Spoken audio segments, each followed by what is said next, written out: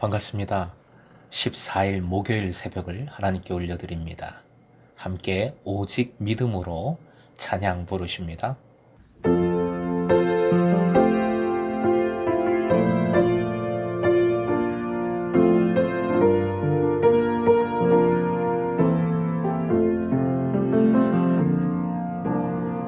세상은 들리고 사람들은 변하여도 나는 주를 섬기리.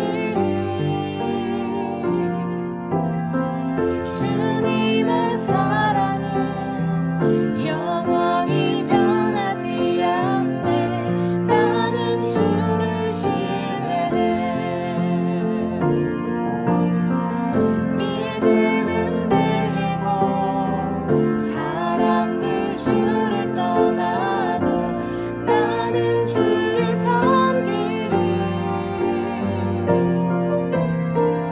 주님의 나라는 영원히 쇠하지 않네. 나는 주를 신뢰해. 오직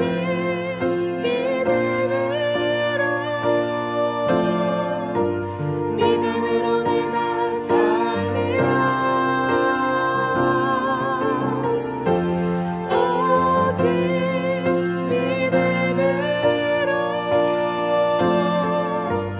믿음으로 내가 살리라.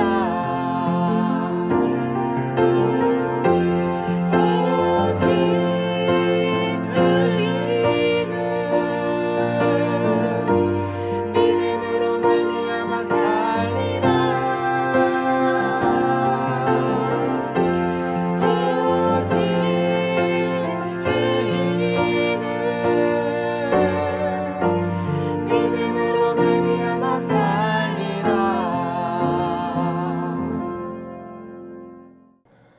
오늘 말씀은 창세기 35장 21절, 22절입니다. 함께 읽겠습니다. 이스라엘이 다시 길을 떠나 에델 망대를 지나 장막을 쳤더라.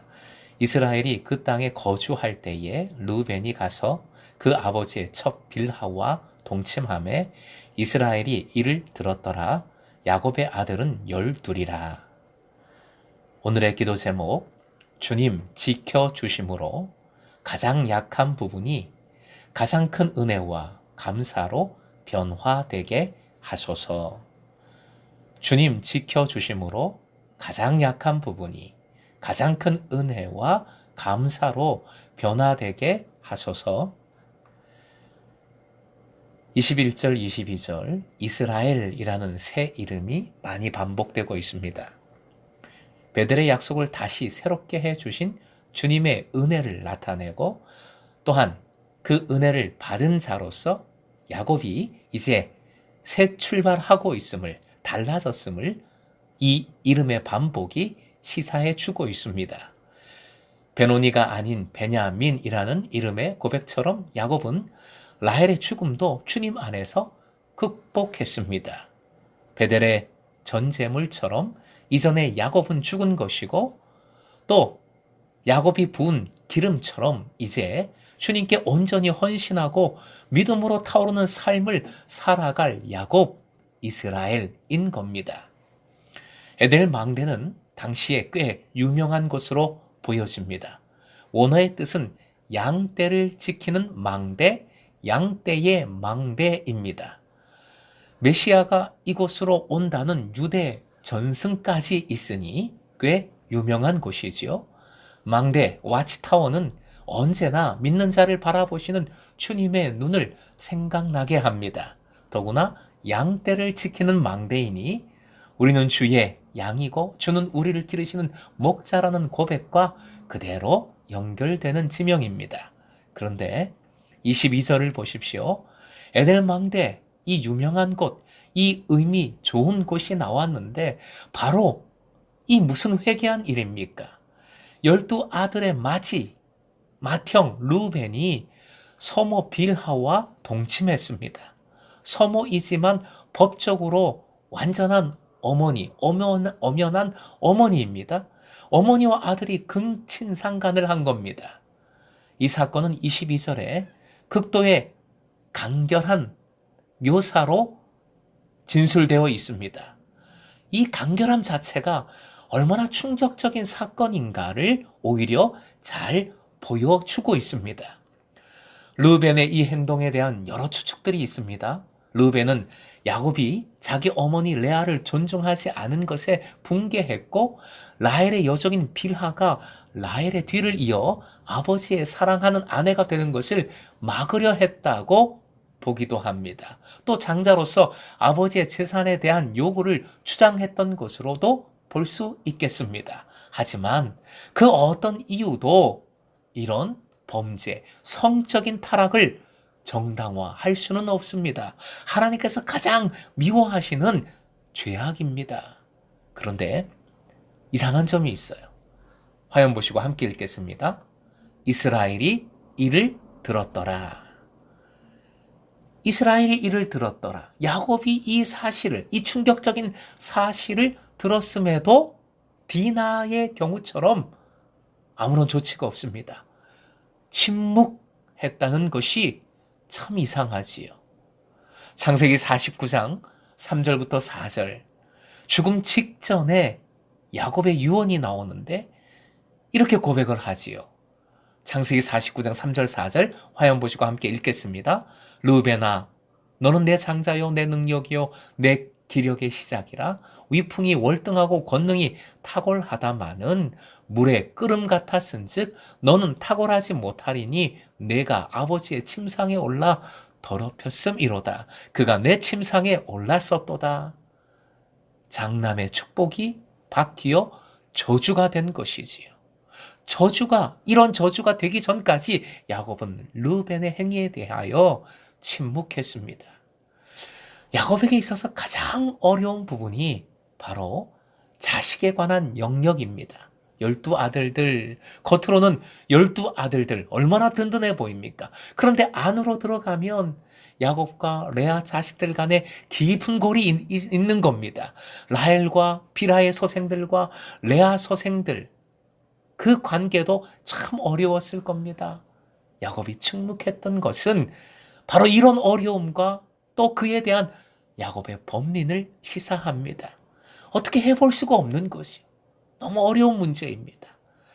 당연히 죄를 지은 본인이 심판을 받습니다. 이미 앞에서 창세기 49장 야곱의 저주를 확인했는데요.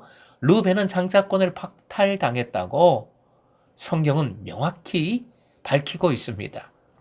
예를 들면 역대상 5장 1절이요. 화면 보시고 함께 읽겠습니다. 이스라엘의 장자 르우벤의 아들들은 이러하니라. 르우벤은 장자라도 그의 아버지의 침상을 더럽혔으므로 장자의 명분이 이스라엘의 아들 요셉의 자손에게로 돌아가서 족보의 장자의 명분대로 기록되지 못하였느니라.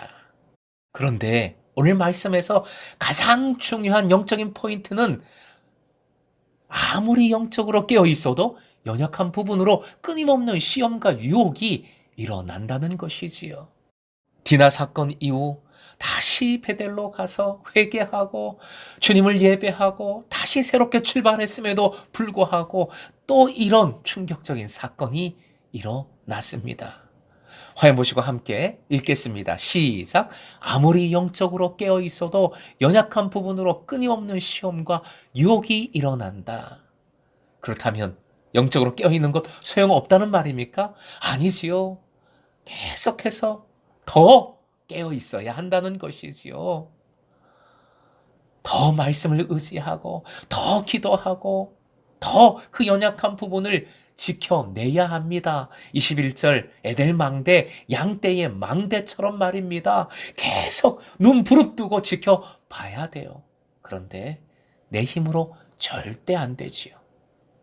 무엇보다 약할 때 강함 되시는 주님만을 의지해야 가능합니다. 로마서 5장 6절이요. 함께 읽습니다. 우리가 아직 약할 때에 그리스도께서는 제때에 경건하지 않은 사람을 위하여 죽으셨습니다. 로마서 8장 26절도 쉬운 번역으로 옮겼습니다. 함께요. 이와 같이 성령께서도 우리의 약함을 도와주십니다. 우리는 어떻게 기도해야 할지도 알지 못하지만 성령께서 친히 이루다 말할 수 없는 탄식으로 우리를 대신하여 간구하여 주십니다. 우리의 약함을 아시는 주께서 반드시 지켜 주시는 줄 믿습니다. 사랑하는 금성의 제자 여러분, 믿음에 실패하는 영적인 급소가 혹시 있습니까? 말씀의 보호대가 반드시 있어야 하겠습니다. 기도하며 깨어 있어야 하겠습니다. 하지만 주님을 끝까지 의지해야 합니다. 우리 주님은 우리의 약함을 야단치시는 것이 아니라 자꾸 넘어지는 것, 실패하는 것, 야단치시는 것이 아니라 친히 십자가의 사랑으로 또다시 우리의 보호자가 되어 주십니다. 오늘도 주님 의지할 때 가장 약한 부분이 오히려 그래서 가장 큰 은혜가 되고 감사로 바꾸어지길 주님의 이름으로 축원드립니다.